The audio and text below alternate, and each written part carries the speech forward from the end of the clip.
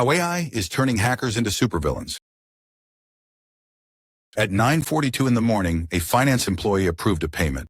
By 9:43, $25 million was gone. No hacker broke into the system. No password was stolen. No alarms were triggered. He was looking directly at his boss on a video call. Same face, same voice, same colleagues sitting beside him. Except none of them were real. This is not a movie scene. This already happened. And it marks the beginning of a new era, the age of the AI supervillain. Forget everything you think you know about hackers.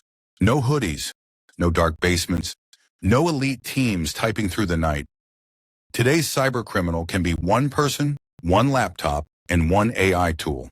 In late 2025, security researchers confirmed something terrifying. Artificial intelligence wasn't just helping hackers anymore. It was autonomously executing parts of real cyber attacks. Not planning, not assisting, executing. This isn't about making old attacks faster. This is about creating an entirely new class of threat. Digital villains that move at machine speed, that never get tired, that never hesitate. So how exactly did hackers get these new superpowers? Let's start with the first one, super speed and super scale. Before AI, hacking was slow. A team of experts might spend weeks scanning a company's systems, hunting for a single weakness. Now imagine scanning thousands of systems simultaneously and finding vulnerabilities in minutes. That's what AI does. It turns cybercrime into an assembly line. During DARPA's AI Cyber Challenge, AI systems were able to find and patch dozens of vulnerabilities in hours, tasks that would take human teams weeks or even months. And here's the uncomfortable truth. The same technology that can patch vulnerabilities can also weaponize them. Generative AI can now write malicious code on demand. Code that constantly rewrites itself. Code that changes its digital fingerprint every time it runs. This is called polymorphic malware. To traditional antivirus software, it looks different every single time, like trying to identify a criminal who changes their face after every step. And now you don't even need deep technical skill. Welcome to Crimeware-as-a-Service. Dark web marketplaces now sell AI-powered attack tools for less than a monthly streaming subscription. You don't need to know how hacking works. You just need bad intentions and a credit card. Companies aren't defending against a few elite groups anymore. They're defending against anyone. And this leads us to the most dangerous superpower of all, perfect disguise. For years, we were told to look for spelling mistakes, awkward grammar, suspicious phrasing. That advice is obsolete. AI now writes flawless, personalized phishing messages that mimic real people. Your boss, your coworker, your bank. It references real conversations, real projects, real deadlines. But emails are just the beginning. The real threat is deepfakes. With just seconds of audio, AI can clone a person's voice. With a few photos, it can generate realistic video.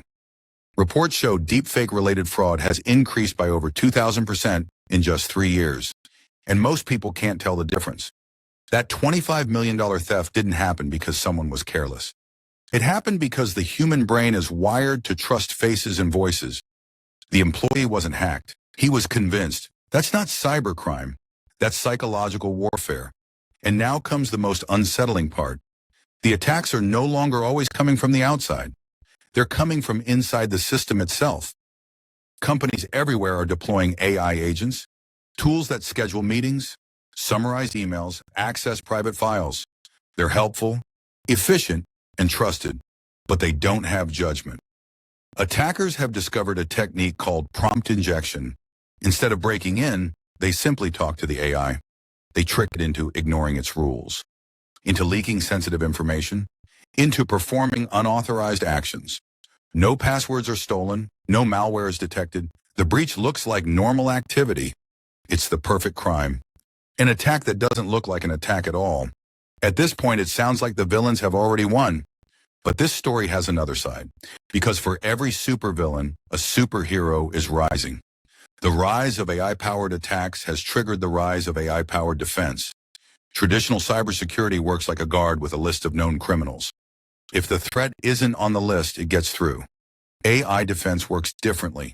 It learns what normal looks like, how employees behave, which files they access. When data usually moves, and the moment something feels off, it reacts. Not in hours and not in minutes, in seconds.